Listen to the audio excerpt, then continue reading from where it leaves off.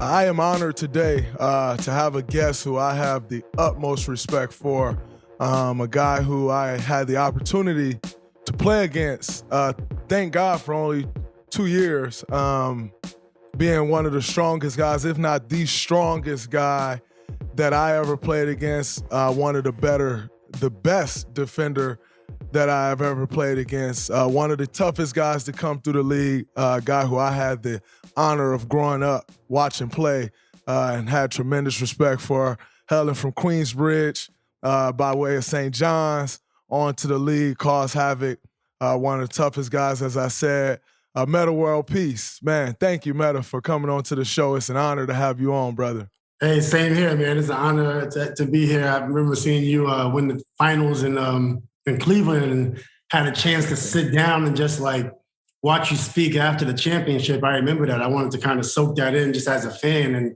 I'm just so impressed with what you bring to the table, man. It's incredible. Thank you. No, so, I mean, in kicking this off, man, obviously, I've said publicly I'm the greatest defender ever. And, when I said that, it caused a lot of commotion and more so amongst other defenders. And I enjoyed the commotion it caused because obviously in order to be a great defender, you have to have that intensity, you have to have that mindset. And so once it came out like that, I'm like, hell yeah, I wanted it to come off like that. But as a guy who I respect as a defender and everyone you play with respect as a defender, what was the key for you in defending and guarding the way that you did? I mean, the thing was like when I was growing up, I wasn't a scorer, so the only way I could win was on defense. And I used to hate losing. So I learned how to make the game ugly since I was a kid. Like even when we lost to the Pistons in game 6, the score was 71-67. Every playoffs that I've ever lost, like the score is always low. Even when we lost to the Lakers in game 7, the score was 89-70. I always like to make it ugly. Deflections, I always knew like deflections, lead. I always like to lead my team with deflections and different things. But then the other thing was just being competitive. And since a kid, I've been, I won everywhere, in New York City, everywhere I played. But one of the things I did was lock people up. And I always thought like that was the best. I always thought I was the best player on the floor, even without scoring, And with that being said, I just wanted to try to shut my opponent down just to be the best player on the floor, even though you might have, a really good offensive game, but I just wanted to shut you down. No, for sure. And I think for us, the most respect you can get as a player is from your peers. When your peers respect you, that goes way beyond what this newscaster may say, what this analyst may say. When your peers respect you, and one of the guys that we know that we all respect, obviously, is Kobe. And he always said that you were his toughest challenge. And part of the reason why was because you were always switching your stance, though. Can you walk me through that? Yeah. I mean, it's a lot of people that I learned a lot from. But, with that being said, defense is always a constant adjustment.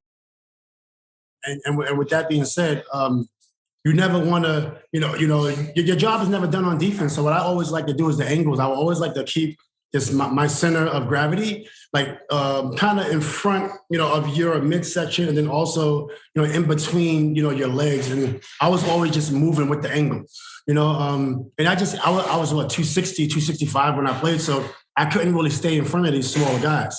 You know what I'm saying? So I always had to use the angles, to my advantage.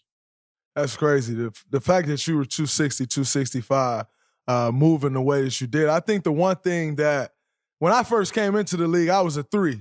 For those that don't know, I wasn't playing the 4 really, and I never played the 5 when I first came into the league, because at that time, it was like Zebo and Mark Gasol, Tim Duncan and Tiago Splitter, Paul Gasol and Andrew Bynum. Like, you had Dwight Howard. You had real bigs playing the 4 with 7-foot guys playing the 4 spot. And one thing that I noticed when you guarded me a couple times at the 3, you were just rooted into the ground, like couldn't be moved. Like I said, one of the strongest guys. And when I came out, it was only you and Stack Jack that was like that. Like nobody else was moving like that. And to think that at one point you two guys were on the same team, and you guys you could have possibly won a championship, and then things happened. Do you have any regrets in leaving Indiana when you left? Because I personally think that team could have won a championship. Yeah, big regrets. I was young and dumb. I always tell people don't request trades. I always tell people it's not always greener on the other side. As a basketball players, it goes in phases, and we all are entitled players at times. And I was a very entitled player. So when I don't get my way, I request trades. I wish I would have saw it through. I wish I would have had the ability and the strength to understand that things get better. If you just have a little patience. But as a 23-year-old, I wasn't looking at it like that. And I definitely regret it. I tried to get back to Indiana, actually, right before I got to the Lakers. I was trying to get back to Indiana, but so much happened. They didn't want to take it back. That's interesting, and obviously that leads to what sparked that was the Malice at the Palace. I actually had the opportunity of playing with Jermaine O'Neal my second year in the league, one of my OGs. And he told us a story. We obviously we're all asking about the Malice at the Palace. As a kid, growing up in Saginaw, Michigan, I remember that like it was yesterday. I'm watching the guy. I knew guys on the floor and all type of stuff. So I'm like, yo, what's going on? But I was talking to Jermaine, and he said, man, one thing I loved about our team was we was really a bunch of crazy motherfuckers. Like that's how Jermaine explained it to me. Like we were a bunch of crazy motherfuckers. He said, we had Stack Jack and we had Ron. He said after the brawl, we walk into the locker room and Ron come in and say, yo, y'all think we're going to get suspended? He said, y'all think we're going to, do you remember that? Like, is that true? I remember that because, I'm used to if somebody, you get in a fight, it's over because, especially if you didn't start the fight. Mm-hmm. I did everything in my power. I remember that day trying to do everything in my power to not get in any trouble because even 3 years into the league, I was getting ejections, suspensions. And I'm like, I just want to have a good season. I just want to continue this legacy. And so I didn't expect to get in that brawl that day. I expected to come out of there clean, And then when I get to the locker room, I'm just like, is this really happening? I just could not believe it. I go to the scorer's table. I lay down. Ben's throwing his headbands. I'm just sitting there, and I'm just, and then boom, this guy throws a cup of beer, and then I just snap, right? And then I'm just like, what just happened within 5-10 minutes? Maybe 8 minutes? Yeah. It's just crazy. That's interesting. It's funny because I had a situation, about 5-6 years ago now, back in East Lansing, and I was telling some friends of mine, I said, yo, I've been in a lot of situations, and whatever happened in the situation, I probably caused it a little bit with my attitude. I said, but this was the one time I actually held it together this time. I held it together. I didn't do anything. I retreated, went back. The next day, same guy come at me again. I did everything in my power, and that's the one day that it actually goes wrong is the day that I try to hold it together. So it's funny to hear that. But so that transpires. You get suspended for the rest of the season. And then everything happens with Jermaine gets his suspension, Stack gets his suspension. We never get to see the true potential of that team realize. Yeah. You move on, couple stops, and then you end up with the Lakers. And I think that's where, if you tell me, but I feel like that's where your career really took a turn, where you were respected, all-star, all of those things, but then you get to the Lakers playing with Kobe. Explain that journey to me and how everything changed for you, especially perception-wise of Ron Artest's Metta World Peace once you went to the Lakers.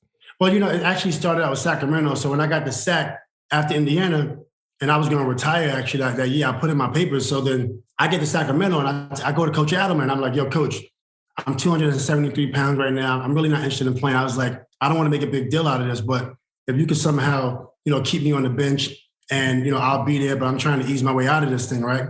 So he said, Ron, I was trying to ease my way out, right? So he said, Ron, we going to go as far as you take us. You playing, we're going to go as far as you take us. That's what Coach Adelman tells me. So we in the last place in the West. So I go home that night and I start to think about it, put it in perspective. I come back next day And I said, you know what, we're going to the playoffs. And like media laughed or whatever. We go to the playoffs, almost beat the Spurs in the playoffs. And then, but that right there really, got the love back. And then just being around Coach Adamman, he's like a father figure. So being around Coach Adamman, I was able to just like kind of get the love and kind of respect the game more.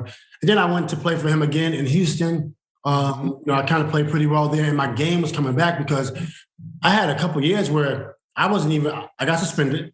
Then the next year, I got suspended again by the team. Nobody really realized that. I got suspended again for 3 months. Really? Yeah, but I was suspended for the first 3 months of the season. The next year. Wow.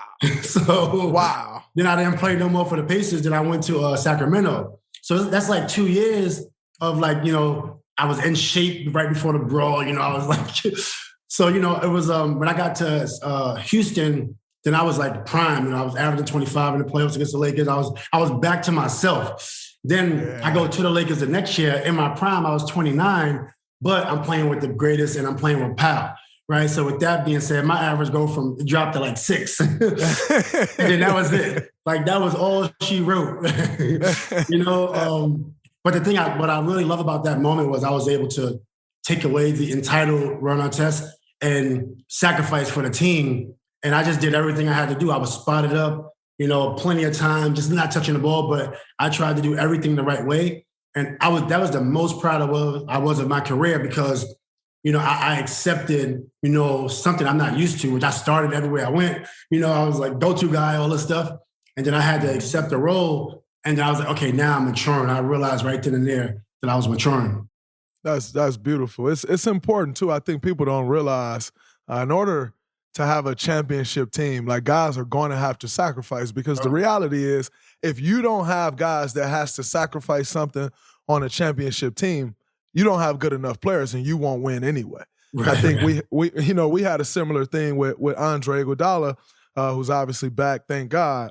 But where he's in the prime of his career and then Steve Kerr asked him to come off the bench, a lot like yourself, he goes on to win Finals MVP in that Finals. But a lot like yourself, you take a back seat, and then the person who has to hit the big shot in Game 7 is you. And if you don't take on that role, those moments never happen. Lakers never win a championship. So it's interesting to see the maturity. Absolutely, man. That was one of my proudest moments, like the maturity side. I got a chance to actually see, what it is to be a role player. I've never been a role player in my life, but I got a chance to experience it. And now when I coach to this day, I kind of understand, like, a go-to guy, a role player. I coach girls also. And just having that perspective on it, on the game, I understand, like, if you're really good, but hey, we need you to sacrifice. And you know what? It's gonna be better for you in the long run. And I had a chance to win a title, which is like really, really big if you can do it. So I'm just so grateful for the Lakers. No, it's definitely life changing, and it also like I spoke on the peers before. It also changes the way your peers look at you when you win those NBA finals. Yeah, it's a little different. For sure. But speaking of Game 7, you then had that moment. You had a huge moment. I'm a fan growing up, so as growing up, I always would cheer for the Lakers because I loved Kobe and Shaq. Then obviously they split up, and I'm like, man, I still love Kobe. I love that dog. And then you go have that moment in Game 7, and one of the biggest moments I personally think from that moment was afterwards. You said you wanted to shout out your therapist, and that was a big moment because number one, we had never heard a guy come out and speak on his therapist, let alone one of the toughest, no disrespect, one of the most insane guys we've seen in our league, and you come out and speak on your therapist. What gave you the confidence or made you want to speak on that? That's actually true, man, the confidence, because at that time, your most vulnerable states, one would take that for weakness and things like that. And I just felt like the strength was in, improving yourself. The strength was in being vulnerable. And that's what's going to help other people, that's going through things and don't really know quite how to get through it. When you're trying to improve yourself, that's big. And I just wanted to give credit where credit was due. That day in Game 7, we playing against the Celtics. Me and Paul got a long history. And my whole thing was, stay in the game. Don't get attacked. Do not get ejected. Stay in the game, right? So the night before that, I called my therapist. She lives in Houston. And meanwhile, I've been ejected from like 4 playoff series against the Spurs, against the Lakers with the Rockets, against the Celtics in Indiana, against the Pistons, a game to go to the finals. I get a flagrant. They game is tied. They go up 4 free throws, score, and win by 4, go to the finals and win. Right? So this is like, I'm like, how can I gain control over this? So I call her up and I say, hey, I need you to come in the morning because I just don't feel right. And she comes that morning. I go to shoot around. I come back home. We have a quick session and we just talk about it. Like, be ready for anything and enjoy the game and stay in the moment. And then we win the championship, which is like crazy to me. I never thought I'd be in a situation to win the title after like my career. And now I got this championship. I was just like, you know what? Let me just thank my psychologist. I said psychiatrist. I didn't even know the difference. I said, let me thank my psychiatrist. And she called me up and she was like, hey, Ron, I'm not a psychiatrist. I'm just a psychologist. I said, oh, okay, cool. Sorry about that. Well, for those of us that don't know the difference, can you explain that? Yeah, the difference between psychology and psychiatry. A psychiatrist or psychiatry, they normally provide, medication, right? A psychologist is more therapy, talk it over and talk it through. So at that point in time, I was doing psychology, which is therapy, which later went to like sports therapy. Because for me, the game was everything to me. And how can you, be effective on the court if you're not focused? So that's like sports therapy, and I think sports therapy for a professional athlete is like huge. And like I said, it wasn't, no one spoke about it before you did that. And I think you kind of, you pulled a lid off some things when you did that. Did you see a change in the way the league started attacking mental health after you did that? Or do you think it still took a while for the league to kind of catch up? I think it took a while for them to catch up, in terms of making it public that we're going to help our players. And in terms of the players, like, I'm actually going to help myself and I'm going to help others, by just saying I'm doing therapy. Just by saying you're doing therapy or whatever, I'm not saying force it on yourself. I'm saying if you're doing it and, it's really expensive, right, to get therapy. And also it's a stigma attack. So it's just so many different things. And there's so many cool things about people coming out and saying, yeah, I see a therapist. That's okay. You're actually helping someone indirectly and maybe they never have to see a therapist because like I said, that's $150 an hour, $100 an hour. Everybody don't got $100 an hour, to see a therapist. No, that's interesting. It's also very interesting that it's so expensive, and yet I think for most people, like we all go through trauma, right, in life. Like no matter who you are, you go through some sort of trauma. Most of the times, it being unrealized or undealt with trauma, and you kind of just learn how to compartmentalize it and continue to carry on. A friend of mine has this art piece, and I'm going to butcher the saying a little bit, but it's right along the same lines. And it says something about why is a funeral so expensive? A broke man ain't got no business dying. And it's along the same lines of therapy. It's like, it's so expensive, yet we go through all of this, all the things that we go through in life. And the reality is, you go through those things and you go through those traumas. A lot of people, especially in the urban community, we deal with these traumas and you don't have the financial resources to get that therapy. On top of the stigma that comes along with the therapy, you don't have the financial resources. And now it's really a thing that you never see. You never had the opportunity to speak with a therapist, to correct those faults or to learn from those things, to learn how to deal with those things.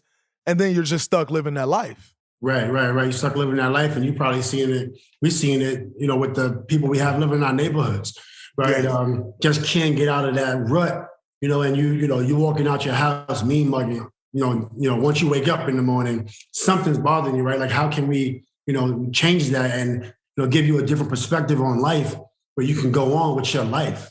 Whether you're getting educated, whether you're taking a trade, whether you want to build a family. Different things like that versus having, this blockage, which is kind of mental health issues or mental health, illnesses, whatever the case may be, that's blocking you from, moving on with your life and your career, and different things like that, and your family. So I think, I just think it was very important that I came out, and definitely and gave some exposure and released the stigma. And speaking of the financial side of it, in the 2011-2012 season, you did something special. Being in the position that you were in financially, you did something special. Could you let everybody know what it is that you did and why did you feel the need to do that? Yeah, man. So I won the championship ring and I raffled it off, and I could have probably raised more money, but we raised a total of $671,000 with the ring. Then I gave all the money away to mental health institutions, one in Arkansas, one in Cleveland, 2 in New York, LA, Indiana, Nashville. And just wanted to bring awareness to it and let people know, release the stigma, improve yourself. And, you have support. Like, we understand what you go through. You're not out there alone. No, it's a beautiful thing. And I want to say thank you for having the bravery that you had to come out and speak on that. Now, I think we have 3 mental health professionals now on staff. They're in, at least one of them's in at least once or twice a week. And I think it's a beautiful thing because you hear so many people in our league go through it, and so many people suppress it. But I don't think people really realize the mental strain that it takes to go through an NBA season. Like I always tell people, a guy will say, oh, yeah, I'll do this to you in the league, or I'll do that. I'm better than you. And I tell people, you can't even deal with the stress of just a game day. Like just waking up at 9 a.m. knowing I have to get to shoot around. Then after shoot around, I have film. Then after film, I'm doing some treatment. I'm doing this. All the things that lead up to going into a game, the stress alone of just a game day you couldn't deal with. Yeah. Whether you hop in the cold tub or not hop in the cold tub, got to play injured or not play injured, and you got to put in that work. And, when you're tired, are you going to keep pushing it? You're working out in the summertime. It is a lot that goes into it that makes a complete player. It's true. People don't really understand. No, it definitely. No. So, like I said, I just want to thank you for that.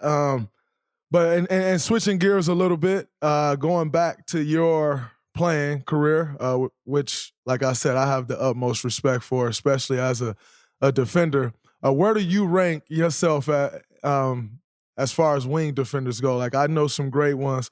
Obviously, I mentioned Stack Jack, who you two strong as hell. Tony Allen. Where you rank yourself among those wing defenders? Well, it's like, so when I was during my prime, I definitely thought I was the best. I won a Defensive Player of the Year, and I probably would have won more. I guess, I can't argue about the one when I got suspended. I don't know what would have happened that year. The next year I left Indiana. I don't know what happened that year. But, with that being said, it's something I'm really happy about. I really love talking about it. You know what I'm saying? Absolutely. It's something only a few people could talk about. But as I look back at it, and I was doing a lot of research, especially when you came out with your comments, I actually looked at a lot of different wing defenders. And I think Dennis Rodman is probably the best wing defender that we've seen. You got to go watch his tape. And I was looking at it, and I'm only familiar with him from the power forward position, but the way he guarded Jordan and Pippen, I was just like, oh, wow, this guy might be a better wing defender than me. I've never thought he was a better wing defender than me. But Reggie Miller thought I was probably the best. Besides myself saying I was the best, a lot of media probably never gave me the credit because, they just want to keep my name out their mouth. They don't want to give credit where credit's due. Like, for example, absolutely. It's crazy. Like once, it's just so many times people left me off. I'm like, come on, I'm not even going to argue with that. But with that being said, I did hold people to 0 a couple times in their prime, which is really difficult to do. I got a lot of DMPs, people not showing up to play. So, I got to put that all in, I got to put that in my bank. But with that being said, I would say top 7, maybe something like that, top 10, top 7. There's a lot of people out there that's really good. And when you came out with your comment, what was interesting, it happened quick, right? So it was a shock. But when you came out, you are so versatile. You should put yourself up there because if I did what you did, I for sure would have said I'm number 1. I mean, you Thank you. played the Thank you. 5, you played the 3, you got championships to back it up. You know what I'm saying? Many people can say they're good, but you got championships, and it's not like you was averaging 30, right? Facts. And you did have 35 in Game 7 against the Cavs, so you can Yes, score a sir. lot, right? Yeah, that was a hell of a game. Appreciate it. I remember that game. I was like, this guy can score too. So I mean, you should definitely put yourself up there. Obviously, you got Rodman, you got Bill Russell. It's difficult to say you're number one, but you have got championships. So, I think when it's all said and done, we should do something on ourselves, because so many times the offensive players get the pub. And as a defensive player, I want some pub. No, 100%. How do you feel about that? You know what I mean? I want some pub. I feel we should do something on that. We should be talking about that. Like, who are the best wing defenders? Who are the best defenders? And really do something on it to bring light. Like, I spent all my career when I would practice, before I would pick up a ball, the first 45 minutes was running by myself, nobody in the gym. That's what I was in the gym, sliding, doing my defensive slides, like putting in that work. I wasn't just a good defender. I actually had to train for it. And with that being said, I take pride in that. You know what I'm saying? And I was happy when you came out with that. I was like, yes, like somebody's talking about defense. For sure. Finally. So I was like, I think I tweeted that. I don't know if you saw it, but I was like really appreciative of you coming out. For sure. So yeah. Absolutely. No, a part of the reason I did say that was I think people think I talk a lot, which I have my times where I talk, but I'm very calculated. And so when I say something, I've already played out how the response is going to be, who's going to say what. Obviously, you don't know exactly what someone's going to say, but like it's going to cause this uproar. Like, I'm already aware of that. And when I said it, do I really think I'm the best defender to ever play the game of basketball? Of course not. Like, we all get in situations that may not be good for us as far as your weakness. Like, what about your era? What do you feel about your era? Do you feel I definitely feel like I definitely feel like I'm the best defender in my era. Who compares to you? Who put close to you? Like, a guy who I have a ton of respect for is Kawhi Leonard, right? Like, I think Kawhi is an incredible defender. Yeah. But Kawhi also doesn't guard the post. Like Kawhi he's on the perimeter, he's chasing guys around. You move the ball in front of him, he's going the other way. Utmost respect for Kawhi Leonard. Rudy Gobert is a good defender. But like for me, Rudy Gobert, he protects the rim. Like he's not guarding a wing he's not switching onto a point guard.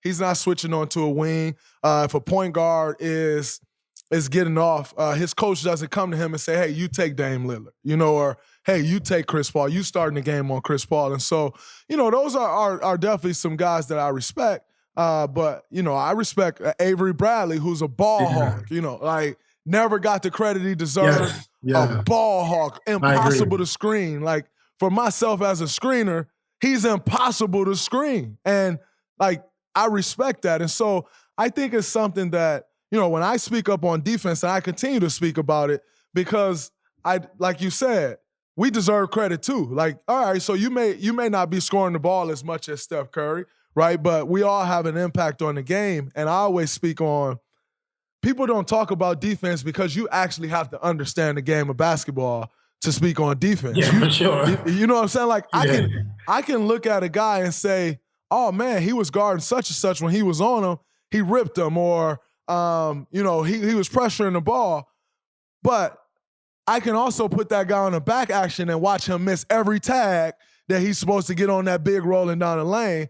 And then you can run and say, oh, he's a great defender because he's on the ball. No, he's not. Right. Because I can put him in a position that he mess up y'all entire defense. Right. And so when I said that, I was more so saying it from the standpoint, to spark a conversation. Let's get talking about these great defenders. Because now, when I say I'm the best defender, now we talking about Metta. Now we talking about Ron Artest. Now we talking about Scottie Pippen defense. Now we talking about Dennis Rodman. And let's make sure these flowers are being given to who they should be given to, and not just someone who scored a basketball. And so that's how I always take it on the defensive end, and I speak on it because I don't think enough is said about it. And as you and I both know, if you don't have a defense, you can score as many points as you want. We watched it with the Warriors for years, where they'd be right up there at the top of the scoring in the league, and would be bottom 5 in the West. because Right. they didn't have a defense. And so I always try to speak on that. Number one, to start the conversation, but it's also to pay respect and get these names pumping to these guys who I respect on the defensive end that should be spoke about, yourself being one of them. I agree. And the team defense is also important, those concepts and, tagging and doing everything the right way, not coming out the corner when the coach told you for the 100th time, don't help out the corner and filling and sinking on time. And I mean, it's beautiful. I truly enjoy it, and it's something that I try to, teach to this day. I respect it. For sure. No, I appreciate it, man. And I don't want to take up too much of your time. Appreciate you coming on. But before I let you go, I wanted to ask you about X versus X, which is a sport platform that you're involved in. Can you explain that to us and what it can bring to the game for players? Yeah, for sure. So when I retired, I didn't really want to retire. I still wanted to play. So I said I'm going to build an app for myself so I could travel the world and play basketball because I always wanted to travel the world and play basketball. So then what I was going to do was, rather than give people my number and say, hey, let's meet at this gym or whatever, just sign up to this app, you play basketball, I never have to see you again. And then, you know what I'm saying?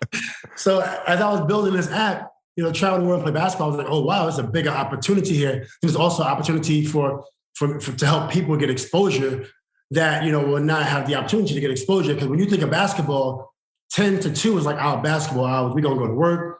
In the summertime, we're going to play ball. We're going to lift. But not everybody had those hours. Some people got to work 9 to 5. So how can you give someone working at Target to Starbucks an opportunity to still play, and to still get exposure? So that's what X versus X is. It gives basketball players an opportunity to connect with other basketball players, play basketball on their time and build, a local community and a local audience, and show that you can play the game, on many different levels. And we got a lot of great stories. Some people's going overseas, a couple of our players in the G League, and it's very empowering. So it keeps me around the game. I'm coaching a lot. I'm running some games. I'm coaching some games, practicing with some of the players. We're in beta right now. So we got about 10,000 people in beta. And when we come out of beta, we'll probably be one of the biggest basketball organizations in the world. With that being said, it's just like keeps me around the game. I love the game of basketball. And I'm so grateful that I'm able to find something to do that keeps me around the game. So I'm really excited about it. That's beautiful. And when, as a basketball head and huge basketball fan, when can we expect for this to be readily available to myself and everyone else that's not a part of the beta? Yeah, absolutely. Yeah. So right now we're in a live beta because you can't go into a basketball company and then have, your CTO test the game. Like you got to get that information from basketball players. So It's live right now. We're in a live beta, which is risky because people can take your ideas, but this is the type of company that you have to be in a live beta. And you can download the app, upload basketball content, create your own games. And we're going to try to, really what we're doing is empowering. So digitizing competition and turning athletes into digital assets using all the new innovations that's out there for an athlete to not only get exposure, but to also monetize, your own brand and your own skills.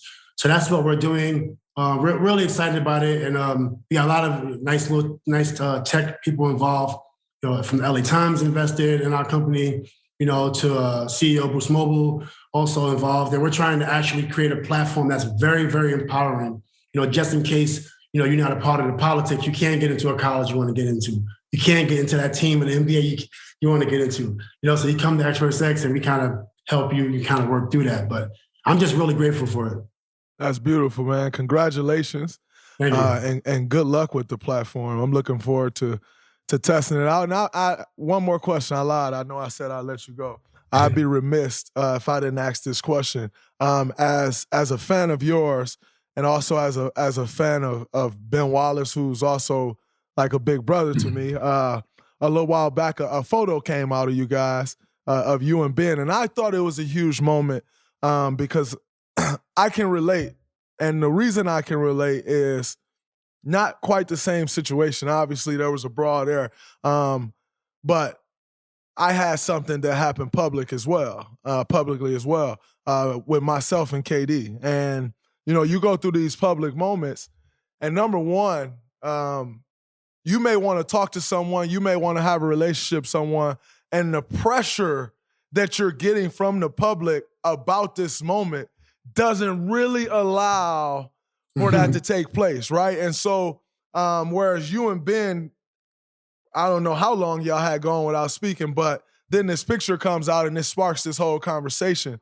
I thought that was a huge moment because for us, especially for us as young African-American men, and, it goes back to Queensbridge. Like, it goes back to Saginaw, Michigan. It goes back to Red Dirt Road, Alabama for Ben Wallace, where we grow up, we beef with the guy around the corner or the guy around the way, and we never settle that beef. And the only way it ever really gets settled is by killing, by fighting, guys fighting over and over again, and all of a sudden some guys goes to prison or something, and that's how the beef settles. But you never really see the beef settle. You never see a photo coming out where two guys are standing there and you like, man, that's beautiful to see. Or a conversation with myself and Kevin where everybody can see, like, man, those two guys are in a room talking it out like men. I think that's a great picture for our young, especially for our young black men to see. Yeah, definitely. And that picture happened by accident. I actually spoke to Ben through direct messaging. I was trying to actually do a podcast with him right before he became a Hall of Famer. But but with that being said, I thought it was big. I never had a problem with Ben. Ben, I fouled him. He got upset. He pushed me. That's basketball. That happens, man. Mm-hmm. The only issue me and Ben had, we was like the best two defenders in the league for absolutely 5 years. That was like, and if you're Ben Wallace, you want that award. If you me, I want that award too. And he got 4 of them. I got 1. So I have a huge issue with that. But right, that's like the only issue. Other than that, I mean, I love Ben. Like, he's an amazing defender. He's right up my alley. Like, that's I'm like, what's there not to love about Ben? He's never been in like trouble. He's a great teammate. It's nothing that I love Ben personally, with the exception of he got 4 Defensive Player of the Year awards and I got 1. which I understand as someone who also has 1. I understand how hard it is to get that award. So yeah. I get the frustration. It's happened to me a couple times. Like, I feel like Kawhi Leonard got one of my awards sitting on his mantle at home. I feel like Rudy Gobert got one of my awards sitting on his mantle at home. So I definitely understand. Hey, but no matter, again, man, I just want to say thank you for coming on to this podcast, for sharing your light. I think you're a beautiful person. You're an incredible basketball player, and most importantly, you're a leader. And the way you've led for guys like myself coming behind you, raising the awareness that you raise, putting your money where your mouth is, and not only starting that awareness, because I think so many times people will start to raise awareness on something, and then they don't know how to carry the message through. Like, once you've raised the awareness, now it's time to put the action to the awareness and carry the message through. And you've done that. Like I said, I say this for myself and for other guys that's in the league today. Thank you for leading the way you have.